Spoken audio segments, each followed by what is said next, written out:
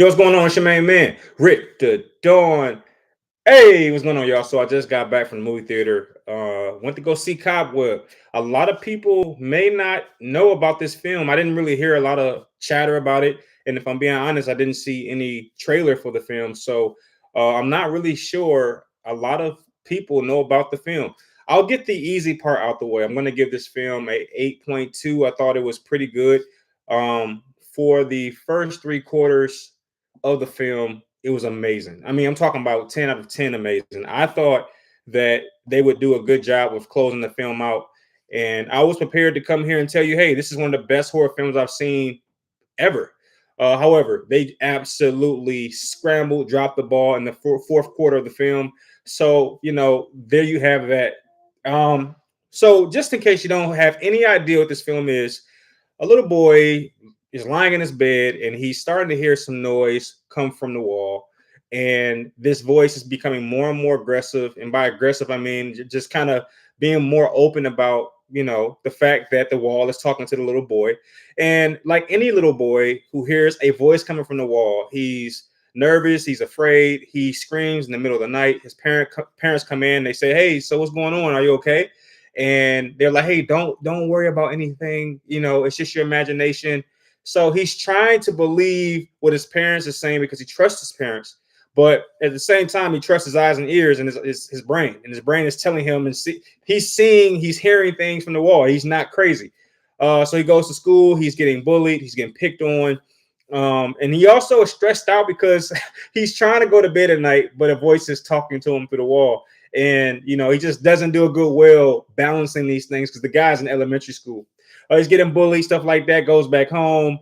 And, he gets a new teacher. There's a lot of new things going on in his life. And this new teacher just happens to take a very strong liking to the young boy because for a reason I can't figure out why. But maybe it's because of his art. And, most teachers, I'm assuming, pick that one or two or three students they can hang on to when things are a little bit rough. So he goes back home and the voice is still talking through the wall. And now the voice is calling him by his name and, starting to reveal some secrets about what it is, right? Because as a viewer, you're asking yourself, what is this thing talking to this? Like, is it real? Is it a fantasy? You don't really know. And that is where this film just does an amazing job because you're trying to figure it out with him.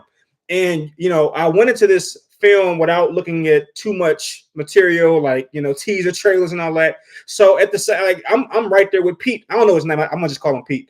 I'm right there with Pete the whole time. Like, yo, Pete, what's going on, bro? I don't have a clue. So anyway, it starts to get more and more aggressive, and now the voice starts to tell Pete, I don't know his name.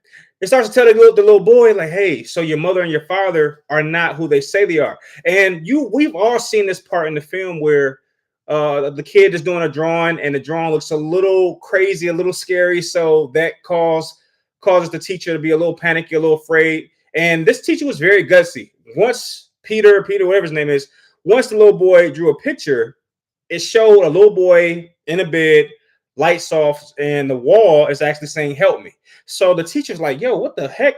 And this film is based around the season of fall, if you can imagine that. And a lot of kids are drawing werewolves and stuff like that during this particular time. But this young man, he decides to draw a little boy in the bed, pitch black, no lights, and then a little message from the wall saying, help me. This causes the teacher to take the message, to take the artwork to the front door of the kid's house, which I thought was pretty gutsy. I don't know any teachers that do that off of a drawing. But that's movie magic for you. So the teacher brings the picture to the mom and say, hey, is your kid okay?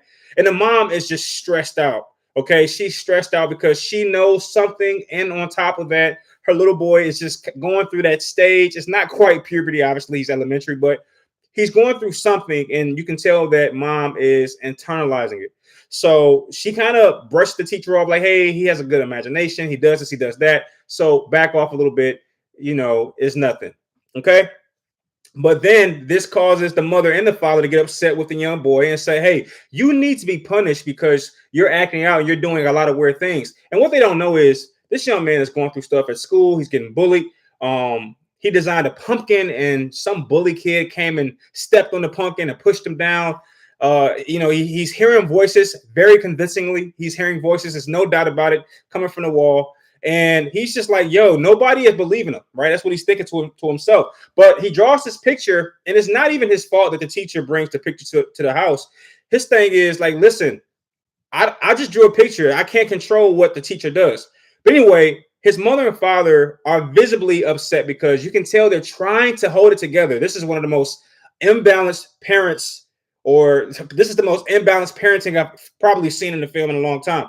And the way they punish young Pete is the most weirdest punishment I've ever seen ever.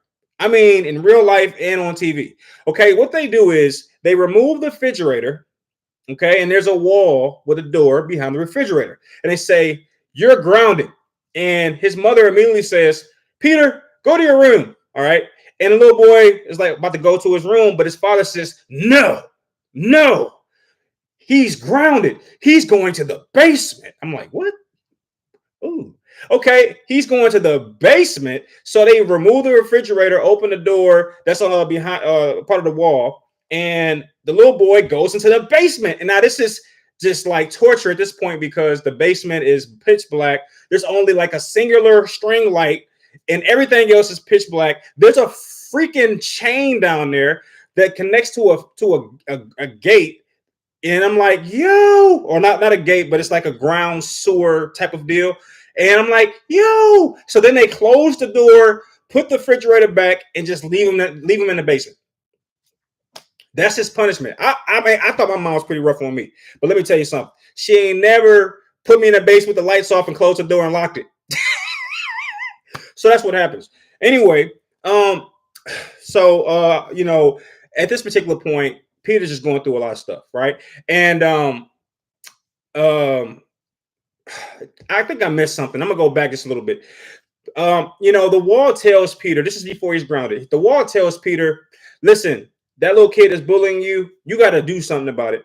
And you can't just sit around and get punched around. So Peter listens to this wall and he sees the little boy and he pushes him down a flight of stairs. And this causes little Pete to be expelled. All right. So fast forward back. Now he's really in trouble. His parents are like, look, you're doing a lot of stuff. You're talking about a wall talking to you. You're pushing kids. And the way that when he pushed them down the stairs, the little kid's legs were just like broke like this. I'm like, goodness gracious. They didn't put a lot of money into the budget for the little kid's broken legs. It looked like they got some silly putty. His legs was like here, you know what I'm saying? Anyway, inappropriate. But the point is, this caused his parents to really, really get upset with Pete because he has to be homeschooled at this particular point. So anyway, going back to the future, they put young Pete in the basement, and that is his punishment. I thought it was a little extreme. Anyway, the teacher comes over, after grading some quizzes of his, and she writes her number at the top corner of the quiz. It's her personal phone number. Very inappropriate, by the way. She writes her personal phone number on the quiz, and then takes the quiz to Pete's house and say, "Hey, so I heard about what's going on with Pete. He's going to be expelled, and I just want to give you his final test and see he won't be returning." And the parent is like, "Yo, what is this chick? She just came to our house a couple of days ago about the drawing, and now she's back again. Like, what is this chick? Like, it's just like they starting to think she has some kind of like affair type of deal. Like she infatuated with our little boy." So anyway, the father allows the teacher in, and it's kind of this weird, eerie feeling because the father is already unhinged. He looks exactly like Hugh Jackman, the Wolverine guy. He looks identical to the guy. I mean, I think they're like brothers. They got to be. I don't know. They're not brothers. But anyway, he invites the teacher inside the house, and all the time, I'm wondering, why would you invite the teacher inside the house? You got all this stuff going on in your house. Just say hello, thank you for the quiz, I'll holler at you. But no, he invites her in. I think he's trying to come across as very normal. So he's like, no, we don't have anything to hide. Come on in. The problem is, when a teacher comes over, she goes into the kitchen and, she's like, so where's like little Pete? Oh, he's grounded. He's in his room. And little Pete, he hears the teacher. Her name was Miss Divine, by the way. Who names a person Miss Divine? Seriously, her name was Miss Divine. So Miss Divine, I remember that name. Pete, whatever his name is, he hears Miss Divine in the kitchen talking to mom and dad. He's like, oh, snap, this is my chance to embarrass my parents. So he comes up the stairs and he starts to bang on the door. And Miss Divine is like, yo, what are they doing? Y'all hear that? Yo. And then at the same time, the washing machine is going, you know what I mean? So it sounds like the washing machine clothes are banging against the wall rather than somebody kicking from the basement. So that's what it sounds like. And she can't quite decipher it. But the little boy is starting to say her name now and is getting blocked out just a pinch by the washing machine. But long story short, they kind of figure out that it's time to get her out the house because they don't want to be exposed. And they're like, hey, Mr. Vine, it was kind of cool to meet you. Get up out of here. All right. But as she's walking to the door, she's hearing it more and more and more. She asks the father, like, hey, so what is that noise? And he's like, it's the washing machine. And by this point, the washing machine has stopped and you still hear the kicking. But right on cue, the washing machine comes back on and kind of covers their tracks. So anyway, she leaves and she has this feeling. She's like, look, I put my number on the quiz.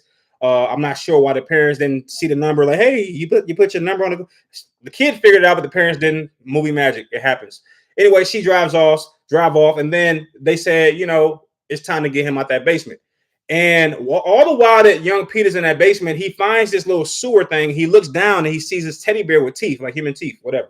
And, as a viewer, I'm wondering, like, what the heck is that? It's kind of creepy looking, but nevertheless. Anyway, his mom and dad bring him up and say, you're off punishment. They actually bathe him and just kind of get him prepared for the fact that he's going to be doing homeschool. He goes back to bed and he has the most craziest dream ever.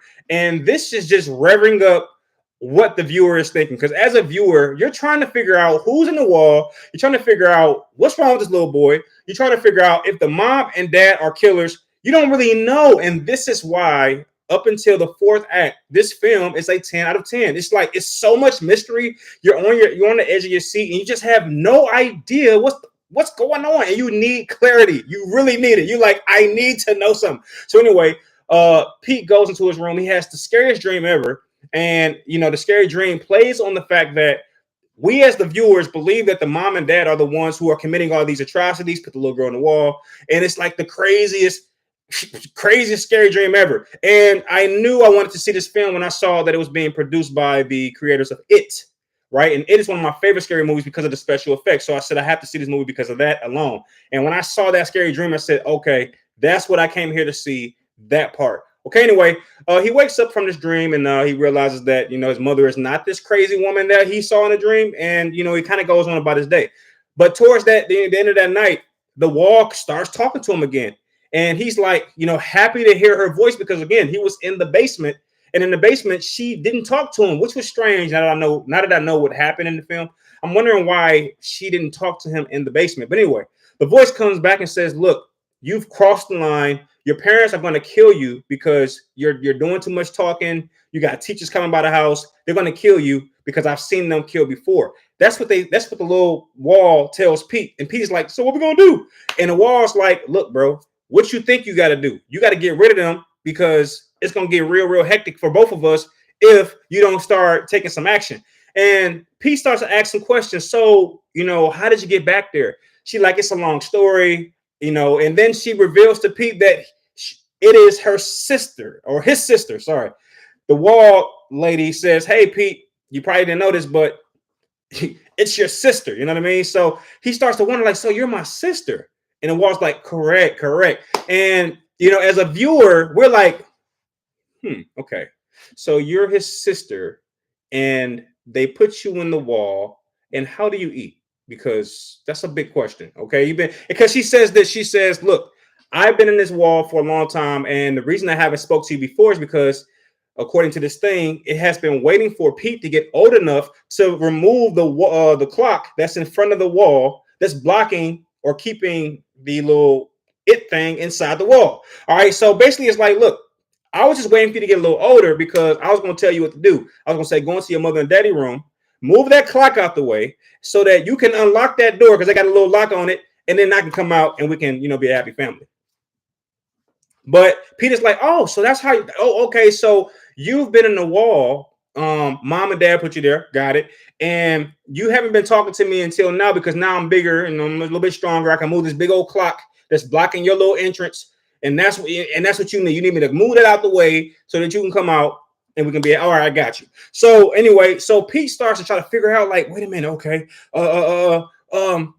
He defends his mom. He says, my mother and father would never do anything like that. They would never harm Pete.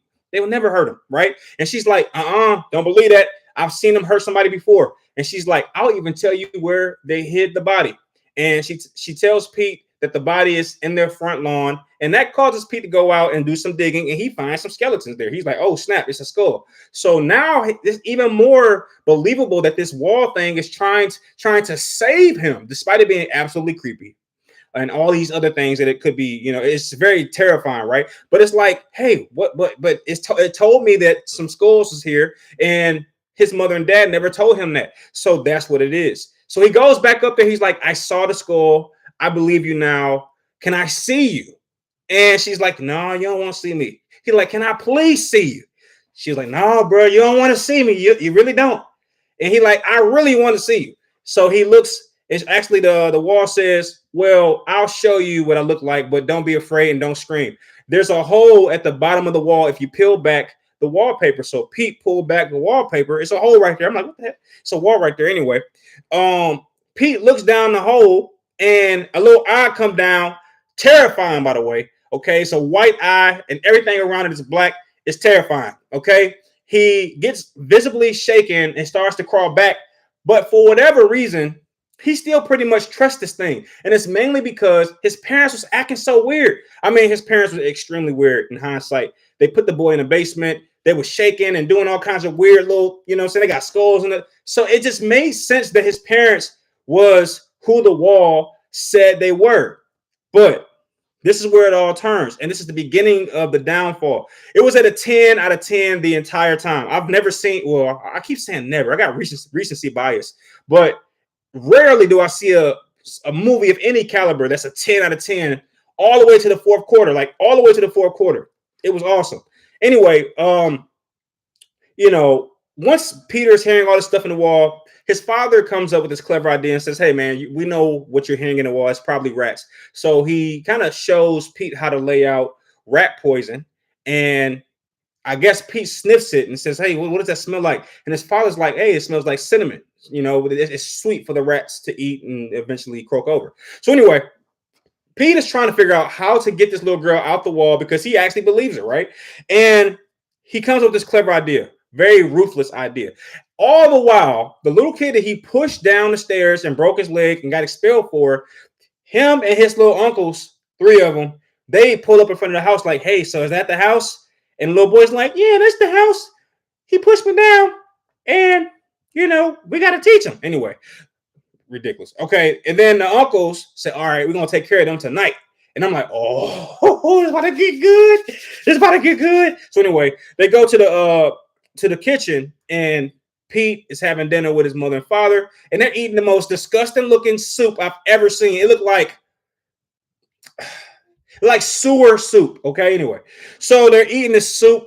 Mom is eating the soup. Dad is eating the soup. Pete is not eating the soup. And I'm like, why is he not eating that soup? And his father like, hey, wife, did you do anything new or different to the soup? Because for whatever reason, this soup tastes really good. Then he's like, it kind of tastes like cinnamon. And then right then and there, as a viewer, we all knew that little Pete had spiked the soup and put some rat poison, cinnamon poison in it. And that was his plan to maybe knock them out, kill them so that he could free his sister in the wall. So anyway, his father realizes that it tastes like cinnamon, rat poison. And right before he's able to choke little Pete, he vomits like no vomit you've ever seen in the last 10 years. It's all black. And it was more liquid than a human person should have in their body. Anyway, he dies. Okay. And the mother is furious. She grabs a knife and we're like, I knew that they were crazy. But anyway, as she's chasing little Pete up the stairs, she's about to take the striking blow, but she starts to vomit, throw up, and then she falls down the stairs and the knife actually impales her. And we're like, oh, snap. And then we hear the little sister come from the wall, basically like, hey, did you do what you had to do? And he's like, yeah, I got you. I'm going to save you. So he moves the clock, breaks the clock because he couldn't actually slide it over. It actually fell over. He releases, or I should say he unlocks the door and the door swings open. All right. And I'm thinking to myself, great choice tonight, Rich. Great choice. This movie is awesome. All right. So anyway, then it becomes very, very apparent. This is not no sister. This ain't no good person. This is a terrible person. So anyway, you see the arm come out and it has long claws, and you like, right? And Pete realizes that he made a mistake, and he just dashes and hides under his bed. And as this lady comes out the wall, turns out it was his sister, and apparently the parents locked her in the wall because she had some really strong deformity, and she had like these weird traits that the parents wanted to hide. And when they had the little boy, I guess they didn't want the weird thing to hurt him. So this is where the film loses all credibility, because it's like, wait a minute, none of that makes sense. You mean to tell me y'all had a kid so deformed it looked like that? I mean, this thing it's a legitimate monster. It didn't look like someone who's been hasn't eaten in a long time, or someone that has some kind of, this looked like a legitimate monster. So anyway, she says, well, when she was locked in the wall, she was able to learn how to crawl like a spider, and she learned how to hang like a spider, and she learned how to use her spider senses like a spider. That's what they try to. I'm like, bro, what is y'all? I'm like, yo, y'all went this route. So she became a spider because her parents put her in the wall because she was ugly. That's it. That's the movie. Okay, so the parents had an ugly kid, and it was like, oh my gosh, she is so ugly. And they put her in the wall. It's like, oh, just stay in the wall. And they locked her in the wall, put the little clock in front of the wall, like, ooh, you're ugly. It's so contagious. Just keep it in the wall, and we'll throw you some food every once in a while. I don't know. So, and then because she's locked in the wall, she learns how to crawl on walls. What the fuck? This is what the film. That's what I said. It was like, it was good up until that point. So anyway, she comes out, and Pete quickly realizes that he's been tricked. And right as she's released, guess who pops up? The little boy who he pushed down the stairs and broke his legs, and his three uncles. They come in and they're like, hey, we're going to wreak havoc on this house. It's like that. And they go inside the house with hockey sticks and start cracking and breaking everything. And this is the perfect setup. I'm like, this is amazing. But they soon quickly realize that something's off, because the door opens by itself. When they like kind of knock on the door opens by itself. Nobody's behind the door. And they're like, wait a minute. Are they trying to scare us? So they go in, start wreaking havoc, and they, try to find Pete. But all the while, this little spider thing that Pete just let out is now all around the house, causing chaos and killing these guys. And it was so irritating, because this spider girl, for the first 5 minutes of her revealing, was so OP. I was like, yo, who supposed to kill this thing? I'm like, yo, this is too much. Like, her powers are just OP. I'm talking about, there was one point in the film that she's hiding around a piano or something, and a guy comes in to break the piano up, like smash it, and he sees a little hair, because that was her spider web. Her hair, it was very, very long, I guess because she never been taken care of. She's in the sewer or whatever she was, and her hair was so long and had spiders crawling all through it. And the guy sees a little hair tread, and he tries to grab it, and I'm talking about, she grabbed his leg, pulled it, slid him under the piano, and blood splashed everywhere, as if she took one bite out of the guy and he was gone. I'm like, wait a minute, you that powerful? You can just take one bite and he just turns into liquid? I was like, oh my gosh, there's no way this little boy can kill this thing. And then it only gets worse from there, because the other two, she absolutely demolishes these guys. She eats one of the guys' head. She cuts one of the guys in two. And the little boy, oh my gosh, he had no chance. He was on the crutches trying to keep it together. She did something to him too. So out of nowhere, Pete actually, and this is something, let me go back. I always forget stuff. At one point in the film, just before Pete really got in trouble, he called the teacher, because I told you the teacher left her phone number on a quiz, which is really strange. But forget that part. Pete snuck into his mother's room, used the landline, and dialed the teacher's number, and the mother called him. The mother was furious about this. Like, how dare you snitch on us for locking you in the basement? Okay. So anyway, so the teacher from that point forward knew something was wrong, because Lil Pete said, help, I need your help. You know what I'm saying? So then she realized that, okay, something's really wrong. Like, now I know it's something wrong. She drives over to check on Lil Pete, and the door's open, and she walks in, and she's trying to find him. She goes up to his room, and wait, I forgot something. So anyway, the spider monster chick lady, whatever. After she kills the little bandits, we're all wondering what is she going to do to Lil Pete. Well, she just took Lil Pete and put him in the wall where she was. Basically saying like, well, now you get a chance to feel what it feels like. So she didn't kill him. And this whole time we're like, okay, you clearly got OP powers. Why not just get rid of this guy and keep it moving? But that's movie magic for you. So anyway, she locks Lil Pete in the wall, and when the teacher gets there, she's looking for Lil Pete, and she's walking up the stairs, being nosy. All right, being nosy, and Lil Pete's like, "Get out, get out!" And I'm like, "Yo, listen to him, get out!" And this is where the film takes another dive, because some of the stuff you were saying, you can forgive it. It's like, okay, but this is where it takes another dive, because eventually the teacher comes face to face with the spider lady, girl, whatever. And man, for whatever reason, her powers get warped. Like she scratches her on the leg and then runs away. I'm like, what? You just cut his head off, ate him and turned him into a liquid, cut him into two, punched the little handicapped kid. Now the teacher comes over and you just scratch her in the leg. That's all you're going to do? Right? And then the teacher falls over, like, ouch, you know what I'm saying? And she didn't even do a good job with the scratch, because eventually the teacher finds a way to get Lil Pete out of the wall. And I'm just irritated. I'm like, so now you don't got powers? Now you can't eat in one bite? Now is that what happened? Anyway, eventually the teacher and Lil Pete make their way towards the house door, and they almost get out, but the little spider monkey thing grabbed Pete by the head and held him back, and then locked him in the little cellar in the basement. Right? I told you it was like a little chain and gate. The little spider monkey locked him down there, and somehow the teacher gets back in the house. Like, what is this? How does she get back in the house? You would have thought the little spider monkey lady would have locked the door. It's almost like she wanted to get caught up. So anyway, the teacher gets back into the house, finds Pete in the basement cellar. I don't know how she was able to do that, but whatever. She finds little Pete down there, and that's when the teacher comes face to face with the monster. Again, this is round 2. And for whatever reason, this little spider monkey just can't kill this teacher. So what happens is, while little Pete is in the little cellar down there, he grabs onto the spider monkey's hair, and this causes the little spider monkey to can't like really kill the teacher. And I'm like, really? You just killed 3 young men in their prime in life. They're like hockey players, for crying out loud. And now you're getting your hair pulled by a 7-year-old with kid strength, and you can't break away. Got it. Understood. All right. So eventually that particular situation leads to little Bobby, whatever his name is, able to climb out the sewer.